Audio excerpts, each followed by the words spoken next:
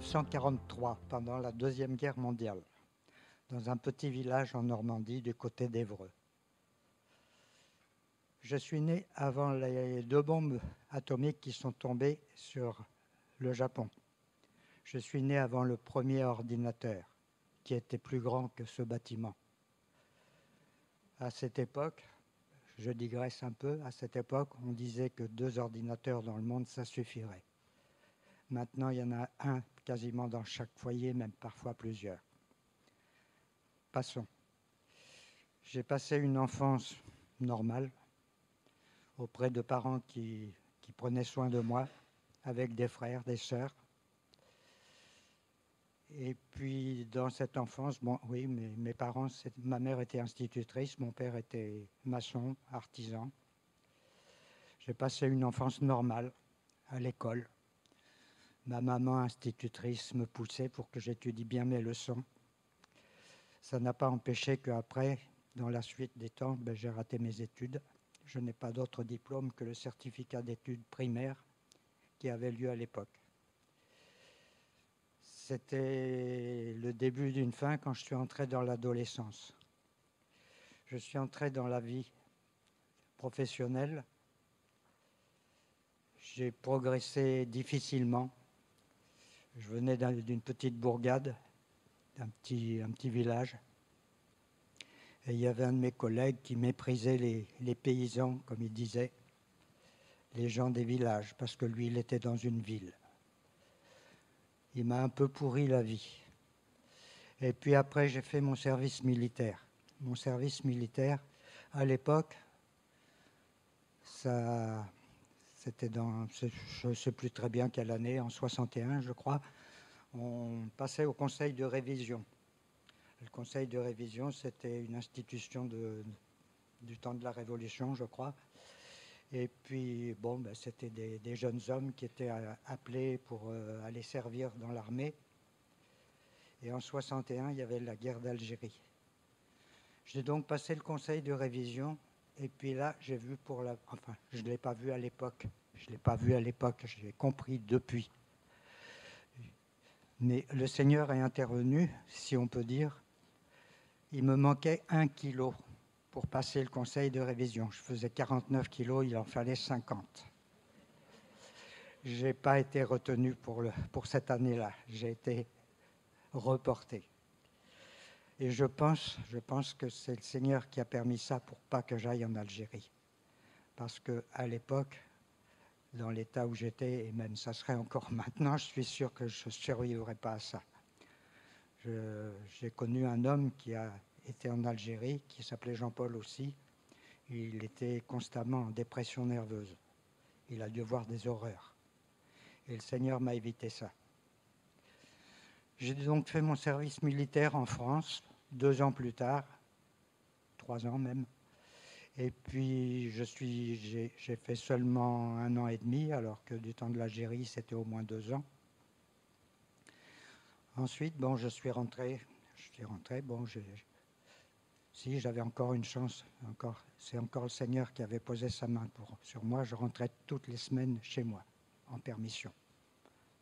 J'étais pas très loin. Toutes les semaines, j'étais en permission. Je me mettais au bord de l'autoroute de l'Ouest. J'étais en uniforme, on me prenait tout de suite. J'arrivais. Et puis après, j'ai repris la vie professionnelle. On m'avait gardé ma place. Et puis, j'ai progressé un petit peu. J'ai eu un meilleur salaire. J'ai eu des responsabilités. Et puis un jour, je suis tombé amoureux d'une jeune fille qui travaillait avec moi dans le même bureau. J'étais amoureux, très amoureux. Mais elle ne voulait pas de moi. Et ça a été le commencement de quelque chose de terrible. J'ai vécu plusieurs années avec cet amour dans le cœur. Et puis, ma mère, qui prenait sa retraite, a voulu retourner dans son village d'enfance, dans le Béarn, du côté de Pau. Alors, moi, je me suis porté candidat pour être de ces enfants qui pourraient aller la voir souvent. J'ai trouvé un emploi à Toulouse. J'ai pris cet emploi, bien sûr. J'ai été bien accueilli par l'entreprise. Mais j'avais toujours cette souffrance de cet amour inutile, de cet amour fou, stupide, dans le cœur. Et peu à peu, je me suis rendu compte de tous les échecs de ma vie. Je n'avais que 30 ans. Je n'avais pas trouvé de femme, comme tous les jeunes de mon âge. Tous les jeunes de mon âge, eh bien, quasiment tous, ils s'étaient mariés, ils avaient déjà des enfants. Et moi, j'étais toujours tout seul. Et un jour, je suis rentré de chez mes parents. Et puis, j'étais dans le désarroi complet. J'étais en train de me raser devant mon miroir pour aller au boulot. Et j'étais en train de pleurer. Il faut dire aussi que j'avais rencontré quelqu'un qui fréquentait des réunions évangéliques.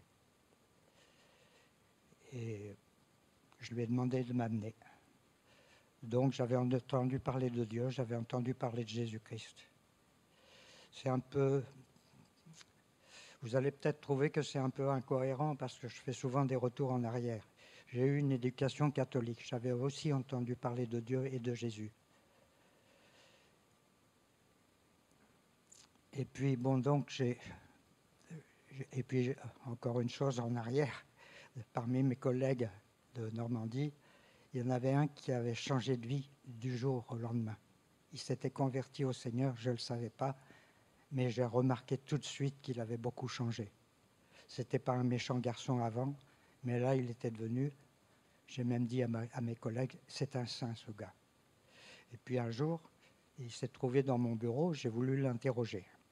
Et il allait me donner son témoignage, mais le patron est arrivé. On n'était pas là pour discuter de choses autres que de boulot. Donc il est retourné à son bureau. Et il n'a jamais eu l'occasion de me donner son témoignage. Donc quand je suis arrivé à Toulouse et que j'ai rencontré cet ami qui fréquentait des réunions évangéliques, j'ai remarqué qu'il avait la même douceur que ce collègue. Un jour, il me dit, je me suis mis en colère, j'ai mangé mon sandwich. Oh, quelle terreur! Ça m'a fait rire plus qu'autre chose. Mais quand même, je suis allé aux réunions évangéliques. Et puis, au bout d'un certain temps, je ne suis plus retourné. Pour certaines raisons qui n'étaient pas valables, mais je ne suis plus retourné. Et puis, quand je me suis retrouvé devant mon miroir en train de pleurer et de me raser en même temps, je me suis souvenu que j'avais entendu parler de Dieu. Et j'ai eu un cri du cœur. Ça s'est passé mentalement. J'ai eu un cri du cœur, j'ai fait un appel au secours. Et j'ai eu cette parole formidable qui m'a été dite, que j'ai reçue mentalement aussi. Espoir, espoir. Je me suis arrêté de pleurer, je me suis mis à rire. Et là, j'ai rencontré Dieu. Là, je suis né de nouveau. C'est vrai que je suis né en 1943, pardon. Mais je n'ai que 48 ans, puisque je suis né ce jour-là, 30 ans après. Je n'ai que 48 ans, je suis un jeune du 3e âge. Maintenant, chaque fois que je suis en difficulté, parce que la vie chrétienne, c'est pas tout simple tous les jours, c'est pas tout rose tous les jours, mais parfois il y a ce mot espoir qui revient dans mon cœur, qui revient dans mon esprit. Et comme le disait le chant tout à l'heure, le deuxième chant qu'on a chanté, c'est une restauration, c'est une libération. Quand Dieu m'a dit espoir, j'ai acheté une Bible, j'ai demandé à être baptisé. Et puis en lisant la Bible, je lisais la Bible tous les jours, j'avais que ça à faire, j'étais tout seul. Je lisais la Bible, je cherchais la solution à mes problèmes. Puis un beau jour, je me suis aperçu que cet amour fou, cet amour stupide, terminé. J'avais une autre addiction que j'avais cultivée à cause de cette tristesse qui était en moi. J'aimais beaucoup la musique. Et pas n'importe quelle musique, la musique d'opéra. C'était devenu une addiction. Un jour, j'en ai écouté pendant 9 heures de suite. Tout en faisant mon ménage. Et puis je me suis aperçu aussi que cette addiction avait disparu. J'aime toujours ce genre de musique, mais c'est plus une addiction, c'est plus indispensable. Le Seigneur, depuis 48 ans, il a fait d'autres choses dans ma vie. Il a fait d'autres choses. Par exemple, j'étais lié au tabac. Il m'a délivré du tabac. Ça ne s'est pas fait tout de suite. Il y a eu des délivrances qui ne se sont pas faites tout de suite. Et j'ai encore en attente de délivrance d'autres. C'est ce qu'on appelle, je crois, la sanctification. Et je remercie le Seigneur de tout mon cœur, parce qu'il m'a sauvé et il m'a gardé. Chaque fois que j'ai été dans le découragement, il m'a aidé, il m'a secouru. Il est tous les jours avec moi, même quand je ne m'en aperçois pas, même quand je ne me rappelle pas. C'est mon Seigneur, c'est mon Dieu. Et c'est lui qui me tient dans la persévérance. Merci Seigneur.